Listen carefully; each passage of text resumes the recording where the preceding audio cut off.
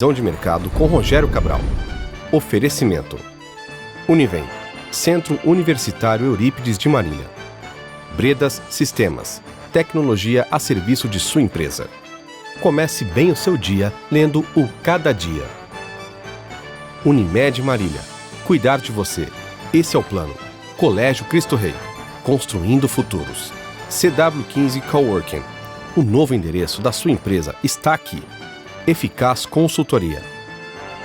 E Produtiva. Assim, Associação Comercial e Industrial de Marília.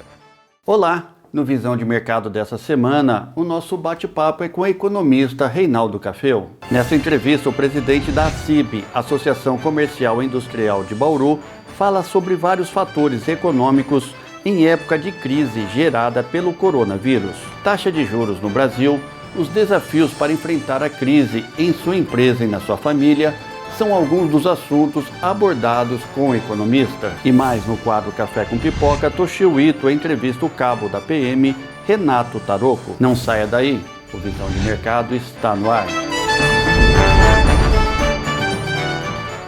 O assunto do Visão de Mercado dessa semana continua sendo a crise enfrentada pelas empresas nessa época de Covid-19.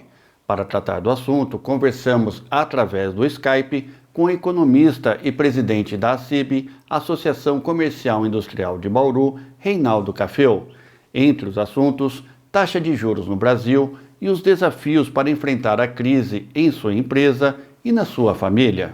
Bom, o nosso bate-papo de hoje, a gente não poderia ser diferente nessa época de coronavírus. E falando sobre o assunto com o Reinaldo Cafeu, ele que é economista da cidade de Bauru, também ele é presidente da ACIB, Associação Comercial e Industrial daquela cidade de Bauru. Reinaldo, mais uma vez, muito obrigado por estar participando aqui do Visão de Mercado e falar um pouquinho dessa pandemia que nossa geração, creio que nunca viu e nunca presenciou, né, Cafeu? Obrigado. Olha, à disposição, o prazer é meu sempre atender a equipe da Visão de Mercado. À disposição, meu caro Rogério. Tá bom, Cafeu. Nessa época, como que fica a inflação e o dólar nessa época de coronavírus, Cafeu? Qual a sua opinião como economista? Nós estamos vivendo um momento ímpar, né? Talvez essa geração não tenha observado uma avalanche vindo da área da saúde contaminando a economia, né? A última importante crise que nós tivemos foi a crise do subprime americano, 2008, 2009, foi localizado no ambiente econômico e financeiro, contaminou algumas empresas, mas o mundo não parou, né? Agora nós estamos convivendo com um momento de paradeira geral. É evidente que quando isso acontece, os indicadores econômicos acabam oscilando muito. Então, vou começar pelo dólar, que fica mais fácil entender. O Brasil já vinha com um movimento de mudança da forma de tratar a questão da política monetária. O que é a política monetária? É o governo estabelecendo as suas estratégias em relação à taxa de juros, à política de crédito. A equipe do Paulo Guedes, que tem uma visão mais liberal, mudou o formato. Ele deu para o mercado o que a gente chama de liquidez, reduzindo depósitos compulsórios, que é aquele dinheiro obrigatório que ficam para garantir o sistema e controlar a liquidez, e foi promovendo redução da taxa de juros. A taxa de juros brasileira chegou em 3,75% ao ano. Mais do que a queda dessa taxa, que a gente chama nominal, tem a questão da taxa real, ou seja, quanto nós remuneramos acima da inflação. Então, até mesmo anteriormente ao efeito do coronavírus, o capital estrangeiro que vinha para o Brasil especular em títulos públicos já começou a ter um freio, ou seja, ele já começou a ser seletivo. É como se ele pensasse assim: para eu correr risco no Brasil, que não tem um grau de investimento, que o rating dele, né, das agências internacionais não é um bom, para ganhar uma raçãozinha pequena, de 3,75 nominal, algo perto de 1 ponto percentual de ganho real, eu prefiro deixar em países mais desenvolvidos. Então esse foi o primeiro fator. A taxa de juros brasileira passou a não ser um atrativo. Isso fez com que o dólar saltasse de 3,80, 3,90, passasse os 4, fosse para 4,10, 4,20. Quando veio o coronavírus, aí houve um problema mesmo de aversão total a risco. Neste momento, independentemente de que país você vai colocar seu recurso, os investidores tendem não somente a tirar dinheiro dos títulos públicos, que é o que aconteceu no Brasil, mas também da Bolsa de Valores, de outros mercados especulativos. O que eles querem nesse momento? Proteção. Olha, eu não quero ganhar absolutamente nada até, mas eu quero me proteger. Quais são as formas de proteção? Ouro é uma forma de proteção. O ouro teve uma cotação elevada nesse período. E que moeda é forte internacionalmente? Que tem a primeira economia no mundo, que consome 1/3 de tudo que se produz no planeta? Estados Unidos. Qual é a moeda dele? Dólar. É aceita internacionalmente? É. Então, observe, nós estávamos com um problema de fluxo porque o dinheiro já não entrava no Brasil, porque o prêmio era pequeno, né? Prêmio pelo risco. Vem a crise, vem a aversão ao risco, há uma forte demanda por dólar, você não tem quem queira vender, a cotação vai se elevando. O próprio Banco Central brasileiro poderia intervir mais fortemente, não o fez, porque a gente chama, numa linguagem financeira, de enxugar gelo. Quanto mais dólar você põe, mais o mercado compra e a cotação não cai. Nesse período, o governo vendeu títulos públicos, que a gente chama de swap lastreado no câmbio, ou seja, eu não te dou o dólar fisicamente, mas compra esse título público aqui, que vai render a mesma coisa que o dólar, ainda mais uma taxa de juros. Teve sucesso, vendeu, colocou dólar no mercado à vista, quer dizer, vendeu reservas, mas a cotação não caiu. De novo, aversão ao risco. E à medida que a epidemia sai da China, chega na Europa, chega nos Estados Unidos, e quando houve a definição que seria uma pandemia, e não houve o acordo entre Rússia e os Emirados Árabes em relação à produção de petróleo, o preço do petróleo despencou, aí desarranjou totalmente a economia, e aí houve o quê? Retirada forte de dinheiro no mercado de ações, porque o investidor falou, essas companhias vão todas quebrar, eu quero vender ações da Petrobras, eu quero vender tudo que eu tenho, e aonde eu vou proteger? Boa parte foi para o dólar. Então, uma lei de oferta e procura. Quanto mais gente procurando o dólar, menos dólar para ofertar, o dólar chega nesse patamar. Qual seria a projeção? Eu acompanho os colegas, eu tenho acompanhado o Boletim Focus. Numa situação normal, para esse novo estágio de taxa de juros do Brasil, é factível projetar que em dezembro o dólar esteja em R$ 4,50 e não acima de 5. Então, ele assumiu um novo piso e na nossa avaliação, claro, estamos gravando isso aqui no mês de abril, tudo pode mudar, né? Quer dizer, numa situação de não mudanças muito estruturais, é para que, passado todo esse momento, o dólar assuma um piso aí na casa de 4,50, dada essa nova matriz de taxa de juros. Ou seja, a gente voltaria numa normalidade pré-crise, que já era um dólar acima disso. E a inflação? Não tem motivos para a inflação disparar. Mas eu fui ao supermercado, a cebola dobrou de preço, o tomate está caro. É verdade. Mas o componente do IPCA, que é o Índice Oficial de Inflação, cerca de 22% deles pertence ao grupo alimentação e bebidas. Então, somente 22% do índice é que está tendo algum impacto de alta. E mesmo assim, nem todos os produtos. Por quê? As bebidas não estão subindo na mesma magnitude desses produtos. E é uma média ponderada, quer dizer, a cebola pesa 0,00 qualquer coisa no índice de inflação. Não é ela que vai provocar. Então, enquanto está tendo uma paradeira, imagina as concessionárias de veículos. Não vai ter alta de preço do veículo, pelo contrário, vai cair. Imagina as lojas de varejo com televisores, não vai ter alta do preço dos televisores, pelo contrário, vai cair, ninguém está consumindo.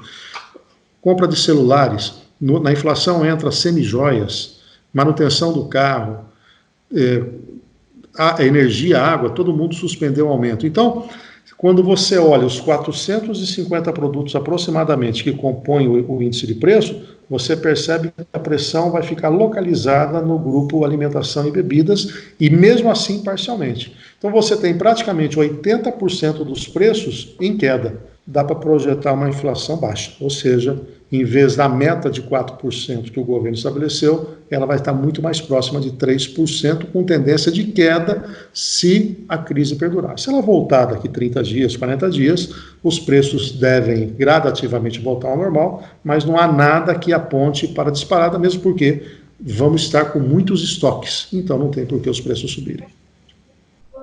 Agora, Café, a gente ouve muitas coisas a respeito da China, que o vírus, eles fizeram isso de propósito para comprar empresas no mundo, tudo. Como que você vê isso daí? A gente ouve tudo isso, né? Não, mas até já foi desmentido isso, mas é uma leitura. É como o vírus nasceu lá e eles têm uma intenção de ser a maior potência econômica do mundo e vem trabalhando forte para isso. Veja aí a briga americana com eles no acordo comercial. O pano de fundo ali daquela pseudo-guerra comercial, falo pseudo porque a guerra exige que alguém seja abatido, né? No caso, os dois dependem um do outro, né? A maior parte da poupança chinesa está nos Estados Unidos, maiores fornecedores das indústrias americanas estão na China, então não há guerra, não há um conflito, mas o pano de fundo é a questão do avanço tecnológico. O Trump quis ganhar tempo, os Estados Unidos quer assumir o protagonismo na implantação do 5G, só que a China está muito além disso. Então, quando você junta que o vírus nasceu lá, que é o país que já mais rapidamente está se recuperando, que agora eles já voltaram a produzir, começam as teorias da conspiração, né? Fizeram esse propósito, né? Então não dá para acreditar que uma nação do porte da China, com seus propósitos, mesmo a gente não concordando com o regime, seria capaz disso. Vamos colocar isso no rol dos boatos aí e entender que foi, sim, um caso grave. Uma coisa, sim, veja, eles mesmos, os chineses, para comprar uma carne brasileira, querem um rastreamento dessa carne, querem todo um controle rígido. Lá na China não há nenhuma segurança alimentar. E tudo indica, pelos estudos, que o coronavírus atual veio do consumo sem controle de animais como o morcego. Aí, neste contexto, peca muito. Nós sabemos a escassez de proteína na China, nós sabemos que eles foram obrigados a desenvolver um hábito alimentar mais exótico, até por necessidade, porém, está na hora das condições sanitárias mundiais olharem com um pouco mais de critério em relação a essa prática alimentar chinesa. E veja a seguir o quadro Café com Pipoca. Neste exato momento, tem policiais salvando vida de bebê, tem policiais morrendo, tem policiais lutando aí para defender a população.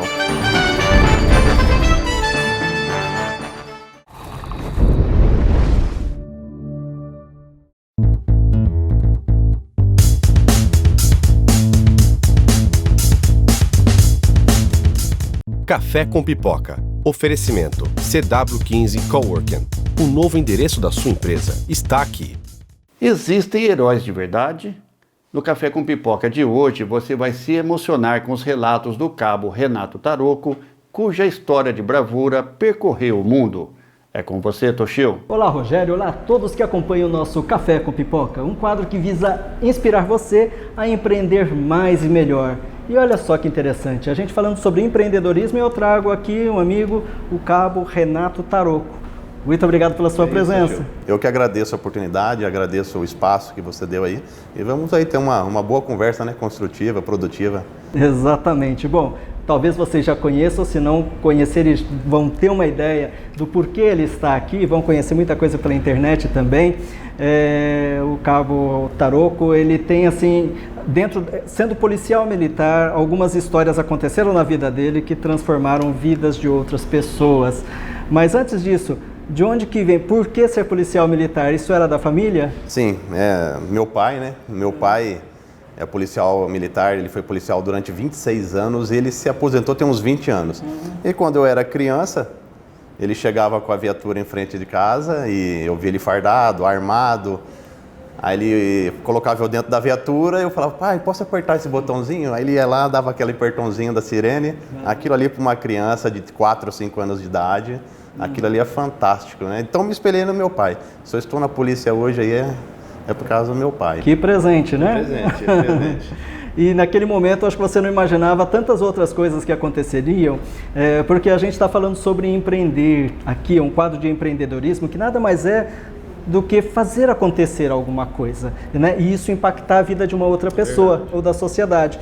E você empreende. Em 2015, Paraguaçu Paulista, uma perseguição estava acontecendo quando você verifica uma viatura em chamas por causa de uma colisão. Exatamente. Vamos contar um pouquinho sobre isso? Em 2015, foi a data da ocorrência, o indivíduo esfaqueou a esposa pela cidade de Chaporã e fugiu sentido Paraguaçu Paulista. E na época eu trabalhava na cidade de Oscar Bressani. E fomos para a rodovia, eu e meu parceiro Cabo Moro, fomos para a rodovia e lá deparamos com um veículo passando em altíssima velocidade. Era um Golf vermelho, modelo antigo, né? Aí começou o acompanhamento. A 200, 220 km por hora, ele desrespeitou todas as regras, as leis de trânsito, cometeu crime de trânsito, invadindo a preferencial contramão de direção, arremessou seu próprio veículo de frente com os carros que vinham pela via. E quando ele percebeu, depois de 35 quilômetros, que ele não conseguiria fugir, ele arremessou o próprio veículo de frente com uma viatura policial que vinha no nosso apoio, a 200, 220 km por hora. Entendi. Aí a colisão foi tão forte, que os policiais que estavam dentro da viatura foram arremessados para fora e a própria viatura caiu em cima deles. Nisso chega você e o seu parceiro? Exato. Né? Eu e o meu parceiro Cabo Moro, de imediato a gente já desceu, já esperando o pior, porque a colisão foi violenta. Forte, né? Estava começando a pegar fogo já também. Exato. A hora que eu clareei dentro da viatura, esperando que os policiais estivessem presos nas ferragens, para minha surpresa, os policiais não estavam dentro da viatura, né? Os policiais não estavam, os airbags estavam acionados, os bancos deitados. E eu comecei a gritar para o meu parceiro, eu falei, os policiais foram arremessados, Aí começamos a procurar os policiais ao redor, na pista, no mato. Aí é isso que eu escuto um sussurro, né? Um gemido de dor. Aí eu falei, meu Deus, tá aqui no mato, tá jogado no mato. A hora que eu clareei embaixo da viatura, pois a viatura sentou no chão, né? As rodas, o motor sentou no chão. Na hora que eu clareei embaixo da viatura, eu só pude ver um pedaço da farda. Sequer dava para ver que era um ser humano, né? Eu falei, meu Deus, está embaixo da viatura. E nesse momento é onde você... Foi, nesse momento chegou mais uma viatura de apoio. Estávamos em 4. Nesse momento, que a hora que eu tentei levantar a viatura para... A única opção que tinha, pois a viatura começou a pegar fogo. Aí o Cabo Moro pegou o extintor da nossa viatura, tentou apagar o fogo, mas o fogo não se cessava. Para quem já viu como um carro pega fogo, o carro pega fogo instantaneamente. O fogo não cessou, o Cabo Moro foi até outra viatura, pegou o extintor de outra viatura, tentou apagar o fogo não cessou. Aí bateu o desespero, falando, meu Deus, se nós não erguemos a viatura, eles vão morrer queimados. E ali começou. De onde que veio a força para chegar e levantar? Isso lhe trouxe sequelas? Sim. A primeira reação que eu tive, eu juntei na parte traseira do paralama da viatura e fui querer levantar. A primeira força que eu fiz tanta força que eu quebrei meu braço direito, né? Eu rompi o bíceps em 100% e quando eu quebrei meu braço, eu me afastei, segurei meu braço. Na hora que eu olhei, meu braço torto, né? O que me deu força foi ver o meu parceiro, o Cabo Moro, não desistindo de tentar levantar a viatura. Foi aquilo que me encorajou.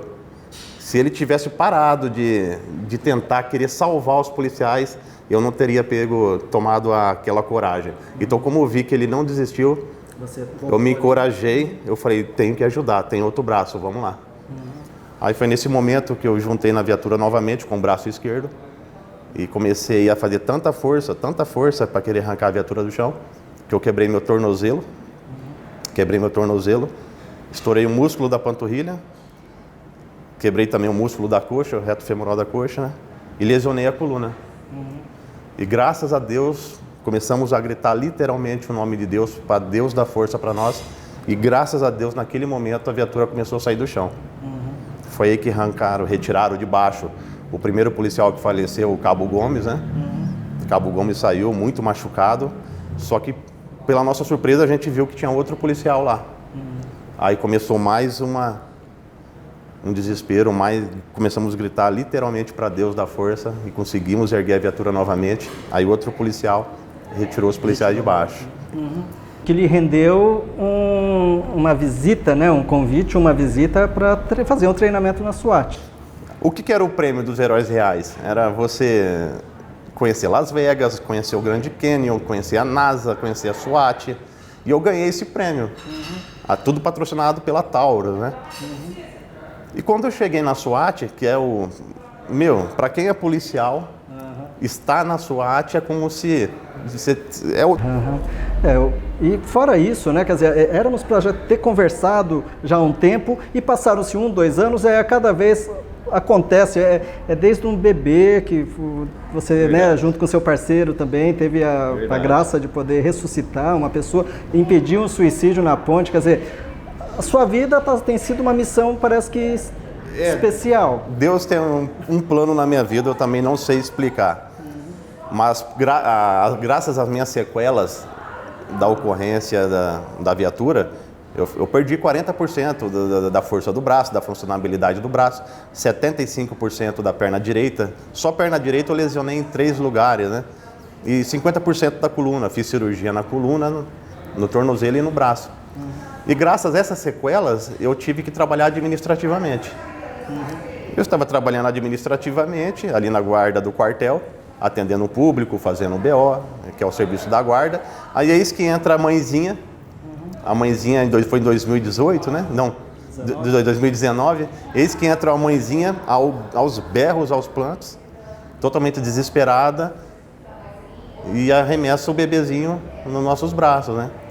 Mas era tanto berro de desespero que eu tive que deduzir ali em questões de 1 segundo que era um bebê engasgado, porque ela sequer falava. Sei.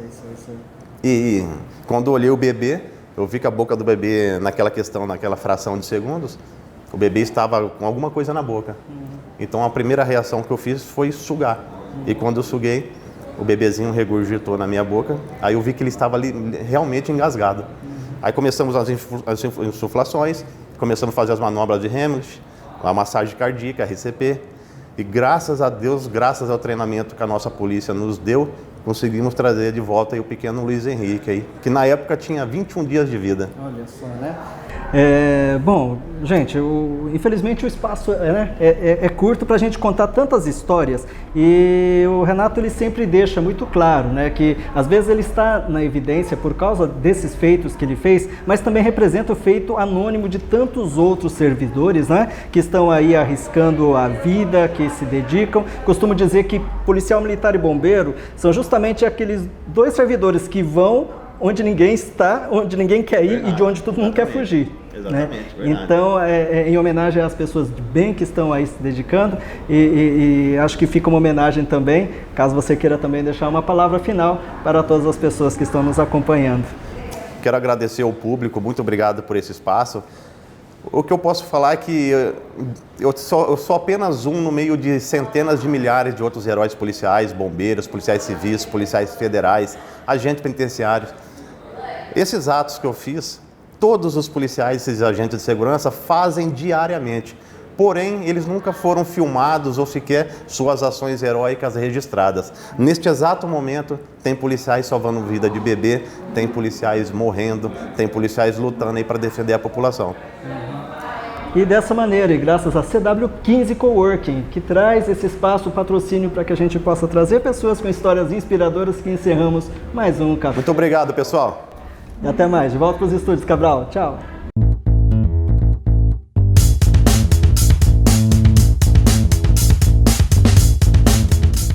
Café com Pipoca. Oferecimento CW15 Coworking. O novo endereço da sua empresa está aqui. O Visão de Mercado fica por aqui. Você pode ver as nossas reprises durante a semana e também em nossas redes sociais. Nosso e-mail, contato@visãodemercado.com.br. A todos vocês, uma excelente Páscoa.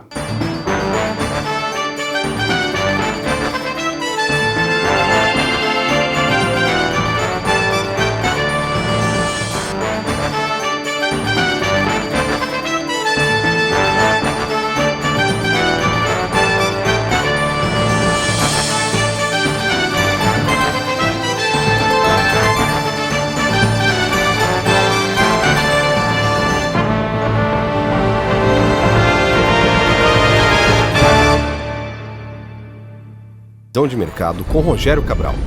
Oferecimento Univem. Centro Universitário Eurípides de Marília. Bredas Sistemas, tecnologia a serviço de sua empresa. Comece bem o seu dia lendo o Cada Dia. Unimed Marília, cuidar de você. Esse é o plano. Colégio Cristo Rei, construindo futuros. CW15 Coworking, o novo endereço da sua empresa está aqui. Eficaz Consultoria. E Produtiva. Assim, Associação Comercial e Industrial de Marília.